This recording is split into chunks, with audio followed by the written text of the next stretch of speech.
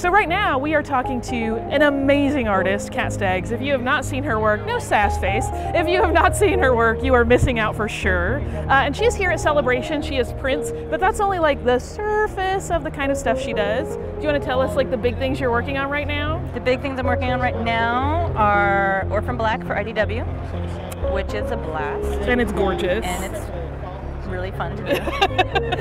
And I can safely say I'm working on Wonder Woman 77. Awesome. So I know that you love space and pop culture and all things. Yes. What was the magical thing that made you want to do Star Wars art? Like, what was the first thing you drew?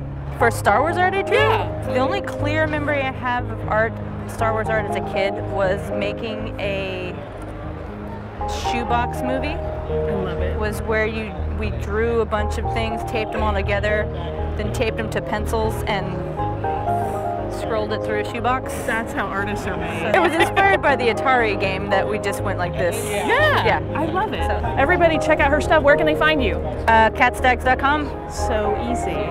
Do it.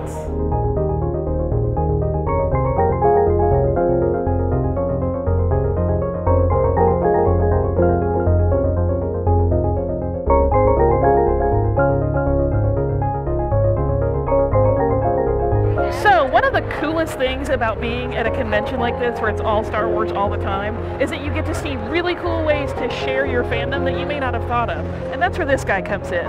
This is Kevin Lyle from Norse Legion, and he designs amazing jewelry for fans to wear. And it's not just Star Wars that he does, but that's what we're going to mostly talk about today. So how did you end up in this line of work? I've been a 3D artist, more in the housing development background, but I've been a Star Wars artist for a long time doing illustrations. And then my company, which I work for, Norse Legion is my company where I sell Star Wars jewelry that we have, but my company that I work for is Sales One, and they design for Marvel, DC, Sons of Anarchy, and a bunch of other lines. I'd worked for Mary Franken for the past 3 or 4 celebrations, so I knew a lot of people in Lucasfilm, and we came up with some design ideas, sent it out to them, said we'd like to get a license and work for you guys, and they were like, okay. And then about a year ago, we signed a contract with them, and then we've been making jewelry ever since. And I know you've been working on super secret stuff you can't even talk about because it's about the new movie. We have, I can probably say we have about 30 episode 7 pieces of merchandise. Okay, well I'm going to cross my fingers for a BB-8 necklace. So you want to see a BB-8 necklace? Yes! What an idea! Kevin, thank you so much for talking with us. Where can people find your amazing jewelry? NorseLegion.com. Cool.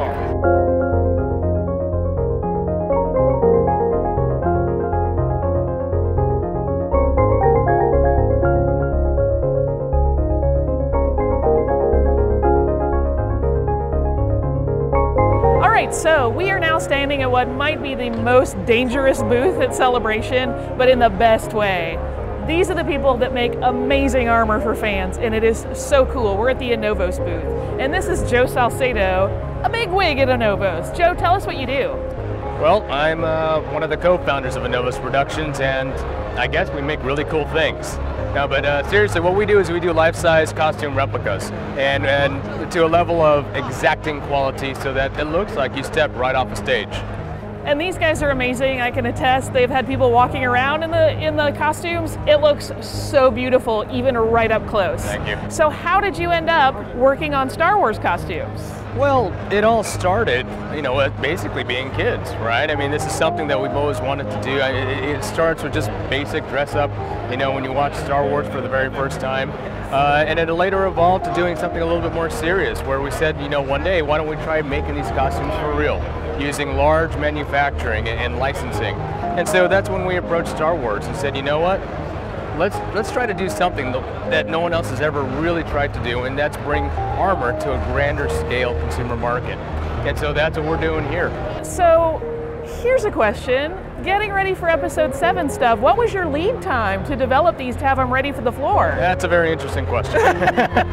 Originally, this was not supposed to be released until late into Christmas. Right. Right. But because of Lucasfilm's excitement, right, to make a big splash at C7 and reveal the big trooper, we were very appreciative and completely honored to be approached about making this piece in multiple formats. One as a display piece, another to as a kit to start inviting people to build these with us. And those are some of the people that you saw. And they're part of the 501st Legion, of which they're part of a marketing event in order to, a larger marketing event in order to release the TF, the Force Awakens Trooper.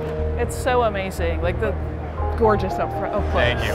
So, if people want to know more about Anovos and what you do, where can they go? Well, you can try our website, www.anovos.com. That's ANOVOS.com. Or our Facebook, and we also have Facebook/Anovos, and our Twitter handle, which is also Anovos. Perfect. And I know you're going to want to visit because everybody wants to dress like this. Please check it out. Thank you so much, Joe. This has been awesome. Thanks so much for having me. Alrighty, see you later.